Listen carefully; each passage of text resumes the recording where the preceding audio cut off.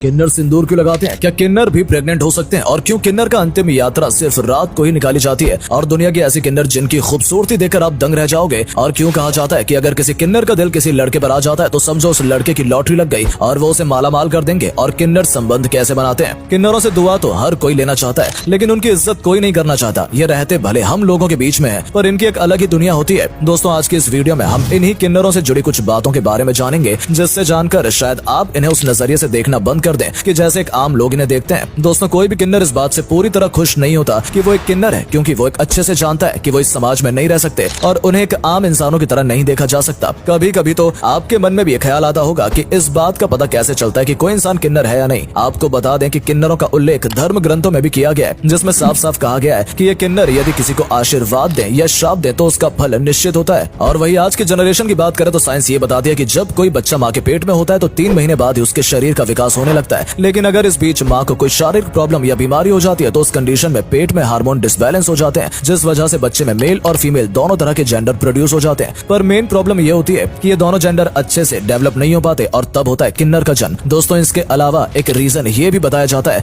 कि एक एग जो कि सिर्फ फीमेल बनाता है, जिसमें सिर्फ एक्स क्रोमोसोम होता है, वो एक एग के साथ फ्यूज होता है। मेल का स्पर्म सेल जिसमें एक्स और वाई दोनों क्रोमोसोम हो सकते हैं, अगर ये एक्स वाला फ्यूज हो गया तो एक्स और एक्स मिलने पर लड़की पैदा होती है, और अगर ये वाई स्पर्म सेल फ्यूज हुआ तो एक्स और वाई मिलकर लड़का पैदा होता है। लेकिन कुछ रेयर केसेस में कभी कभी ऐसा भी हो जाता है कि जब एक्स और एक्स क्रोमोसोम मिलने से लड़की पैदा होने वाली हो, तभी ये मेल का वाई क्रोमोसोम का कुछ पोर्शन एक्स वाले से जाकर जुड़ जाता है। ऐसा होने के बाद जो बच्चे पैदा होने वाले रहते हैं उनमें जेनेटिकल ऑर्गन सही से डेवलप नहीं हो पाते, या फिर मेल में फीमेल और फीमेल में मेल वाले रिप्रोडक्टिव ऑर्गन्स डेवलप हो जाते हैं और इसी बच्चे को किन्नर बोल दिया जाता है। दोस्तों, अगर किसी किन्नर का जन्म होता है तो ऐसे बच्चे को उसके पेरेंट्स अपने साथ नहीं रख सकते। किन्नर समुदाय के लोग आकर उस बच्चे को गोद ले लेते हैं। ये किन्नर समुदाय के लोग बच्चे को अपने नियमों के हिसाब से परवरिश देते हैं। चलिए अब आपको बताते हैं कि किन्नर समाज में क्या क्या होता है। दरअसल दोस्तों, ये भी हमारी तरह एक आम इंसान ही होते हैं, बस यूं समझ लीजिए कि भगवान की मर्जी से ये ऐसे हो जाते हैं। इनके भी कुछ सपने होते हैं और समाज का हिस्सा न होने के कारण ये वो सब काम अपनी बसी बसाई दुनिया में ही करते हैं। अब आप सोच रहे होंगे कि ऐसा क्या काम करते हैं, तो आपको बता दें कि किन्नर भी हम लोगों की तरह शादी करते हैं, पर उनकी शादी बिल्कुल अलग होती है। किन्नर समुदाय के लोग अपने आराध्य देव अरावन से शादी करते हैं। आपको बता दें कि अरावन अर्जुन के पुत्र थे। रावण को किन्नरों के पति के रूप में भी माना जाता है। किन्नर के लोग ये शादी आजीवन चलने वाली शादियों में से नहीं है। आपको जानकर हैरानी होगी कि उनकी ये शादी केवल 21 घंटे यानी कि 1 दिन की होती है। शादी का जश्न वो कुछ इस प्रकार से मनाते हैं कि वो अपने देव अरावन की मूर्ति को पूरे एरिया में घुमाते हैं और उसके बाद उस मूर्ति को नष्ट भी कर देते हैं। वो ऐसा इसलिए करते हैं क्योंकि हिंदू पुराणों के अनुसार महाभारत युद्ध में इस दिन उनके देव अरावन ने प्राण त्याग दिए थे। इसलिए सभी किन्नर ऐसा करने के बाद शोक मनाते हैं और सफेद साड़ी पहनकर अपने आप को विधवा मान लेते हैं और ये अपना मंगलसूत्र भी उतार देते हैं। ये इन किन्नरों के लिए बहुत बड़े त्योहार जैसा होता है, जैसे वह हर साल मनाते हैं। तो दोस्तों, अब तक हमने ये तो जान लिया कि ये पैदा कैसे होते हैं, शादी कैसे करते हैं। अब आइए जरा एक नजर इस बात पर भी डाल लेते हैं कि आखिर मरने के बाद ये लोग उसके आगे की प्रक्रिया कैसे करते हैं। अब जैसे इस्लाम में मुर्दों को दफनाया जाता है, वहीं हिंदू लोग उसे जला देते हैं, वैसे ये लोग क्या करते हैं। दोस्तों, मेरी तरह शायद आपको भी इनकी मृत्यु के बारे में ज्यादा कुछ जानकारी तो नहीं होगी, क्योंकि इसके पीछे का कारण ये है कि किन्नरों की मृत्यु के बाद उनके दाह संस्कार को आम आदमी नहीं देख सकता, इसलिए शायद इस विषय पर ज्यादा किसी को मालूम नहीं है। दरअसल जब किसी किन्नर की मृत्यु होती है तो उसे आधी रात के बाद ही ले जाया जाता है। ये ऐसा इसलिए करते हैं क्योंकि कोई भी आम आदमी किन्नर की शव यात्रा को न देख सके। आपको ये जानकर हैरानी होगी कि किन्नर के मरने पर उनकी बिरादरी वाले शोक नहीं मनाते। उनके मुताबिक ये वक्त खुशी का होता है। उनका ऐसा मानना है कि उनके बीच रह रहे इस किन्नर को इस नर्क से छुटकारा मिल गया और उसका दूसरा जन्म अच्छा हो। मृत किन्नर को चप्पलों से पीटकर विदा किया जाता है, ऐसा इसलिए क्योंकि उसे दोबारा किन्नर का जन्म ना मिले। वैसे तो किन्नर हिंदू धर्म को मानते हैं, पर इनका अंतिम संस्कार दफनाकर किया जाता है। तो दोस्तों, ये थी किन्नरों के जन्म से लेकर मृत्यु तक की कहानी। लेकिन क्या कभी आपने सोचा है कि किन्नरों के चेहरे पर हमेशा मुस्कुराहट ही क्यों रहती है? दरअसल इसे हंसते हुए चेहरे के पीछे ये लोग एक बहुत बड़ा गम छिपाए रहते हैं। हम सब की खुशियों में शामिल होते हैं और हमें दुआएं देते हैं, पर ये अपने लिए बस यही दुआ करते हैं कि इनको कभी भी किन्नर का जन्म ना मिले। कहते हैं कि इन पर ऊपर वाले का विशेष कृपा है, क्योंकि इनका आशीर्वाद सीधा ईश्वर का आशीर्वाद माना जाता है। यदि कोई किन्नर किसी को आशीर्वाद दे दे तो उससे भिखारी से सेठ बनने से कोई नहीं रोक सकता। वहीं इनका श्राप उसका उल्टा भी कर सकता है। इसलिए किन्नरों का आशीर्वाद हो या श्राप, दोनों ही बहुत महत्वपूर्ण होते हैं। इसलिए इन्हें कोई भी नाराज करने की जरूरत नहीं करता। पर एक कड़वी सच्चाई ये भी है कि समाज में कुछ लोग जन्म से किन्नर नहीं होते, फिर भी उन्हें किन्नर बनाया जाता है। इसके लिए वो ऐसे लोगों की तलाश में होते हैं जिनकी चाल ढाल लड़कियों जैसी हो, या फिर उसका माइंड डाइवर्ट करके उनको अपने ग्रुप में शामिल कर लेते हैं। इसके बाद उनके अंगों को काट देते हैं जिससे वो मेल न लगे। फिर उनको कुछ दवा दी जाती है जिससे ये पूरी तरह से किन्नर लग सके। वहीं इन सब के बाद भी